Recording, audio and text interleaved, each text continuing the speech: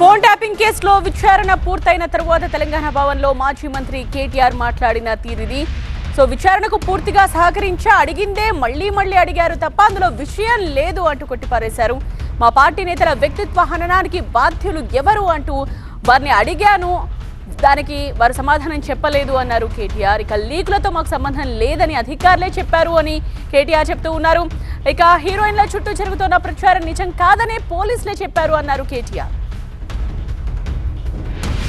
కొంతమంది హీరోయిన్లను వీళ్ళేదో ట్యాప్ చేసి బెదిరించి ఇష్టం వచ్చినట్టుగా వాళ్ళు ఏదైతే అడ్డగోలు వ్యాఖ్యానాలు రాసినారో ఇది వాస్తవం అయితే నా ముందు పెట్టండి, చెప్పండి ఎవరికి అట్లా జరిగింది దయచేసి చెప్పండి అని చెప్పాను.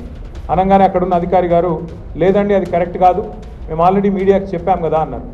నేను అన్నది ఏంటంటే అయ్యా మరి మీరు కరెక్ట్ కాదు అని మీరు చెప్పిందేమో ఎక్కడో ఇంత వస్తుంది, మరి ఇష్టం వచ్చినట్టు మీరు ఇన్ని రోజులు నడిపిన కథనాలకు ఎవరు బాధ్యులు?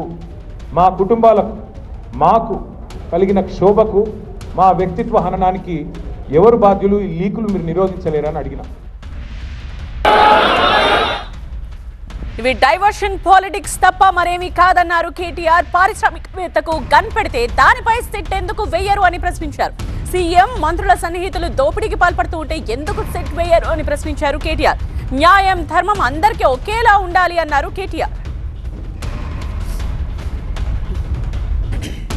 వారిని నేను సూటిగా అడిగాను, సిట్ వాళ్ళని, మీరు ఫోన్ ట్యాపింగ్ మీద ఏదో విచారణ చేస్తున్నారు కదా, దయచేసి మీరు చెప్పండి, ఈరోజు రాష్ట్రంలో మా ప్రతిపక్ష పార్టీ నాయకులు, మా ఎమ్మెల్యేలవి, మా నాయకుల ఫోన్లు ట్యాప్ కావడం లేదా చెప్పండి మీరు అని అడిగిన. వాళ్ళు మాకేం సంబంధం, మాకు తెలియదు అని నీళ్ళు నమ్ముతున్నారు తప్ప కావడం లేదు అని చెప్పే పరిస్థితి లేదు.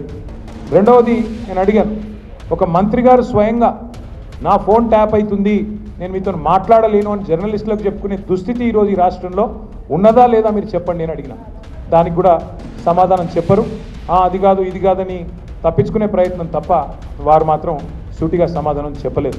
కానీ ఒక ధారావాహికగా మాదిరిగా ఏదైతే నడుపుతున్నారో, ఒక సీరియల్ లాగా ఏదైతే నడుపుతున్నారో అదే పరంపరలో అడిగిన ప్రశ్ననే అడుగుడు, మళ్ళీ అడుగుడు, ఒక 300 పేర్లు చదువుడు, ఈయన తెలుసా ఫలానా ఆయన తెలుసా, దాంతోనే 2-3 గంటలు టైంపాస్ చేసుడు తప్ప అక్కడ విషయం ఏమీ లేదు. వారికి కూడా తెలుసు ఆ విషయం.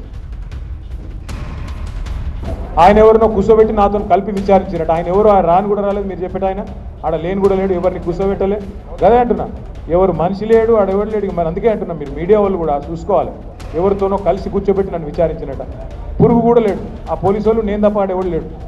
కాబట్టి ఇటువంటి అన్నీ ఉంటాయి. టీవీలో వచ్చింది ఏంటంటే ఫస్ట్ మాజీ డీసీపీ రాధాకృష్ణతో కూర్చోబెట్టి ఆ 2 ఫోటోలు మీది ఆయన పక్కన పెట్టి అదొకటి పెట్టింది. ఆయనది అయిపోయింది ఆఫ్టర్నూన్ 2 తర్వాత, అంటే ప్రభాకర్ రావుని పిలిపించి మళ్ళీ ప్రభాకర్ రావుని మీరు కూర్చోబెట్టి అక్కడ తారక రామారావు తప్ప ఏ రావు లేడు, నేను ఒక్కనే ఉన్నా తప్ప విచారణలో నేను ఒక్కడిని తప్ప ఇంకెవరూ లేరు, పోలీసులు నేనే ఉన్నామని కేటీఆర్ చెప్పారు. ఇక లీకులను ఎవరూ నమ్మొద్దు అన్నారు కేటీఆర్. లోపల ఏదో జరిగిపోతోందని బయట ప్రచారం చేశారు అని అన్నారు. ఇక మా ఫోన్లు ట్యాపింగ్ చేస్తున్నారా లేదా అని అడిగితే అధికారులు సమాధానం చెప్పకుండా దాటవేశారు అన్నారు.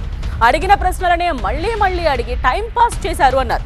బాధ్యత గల ప్రతిపక్షంగా ఏ విచారణకైనా సహకరిస్తామన్నారు కేటీఆర్.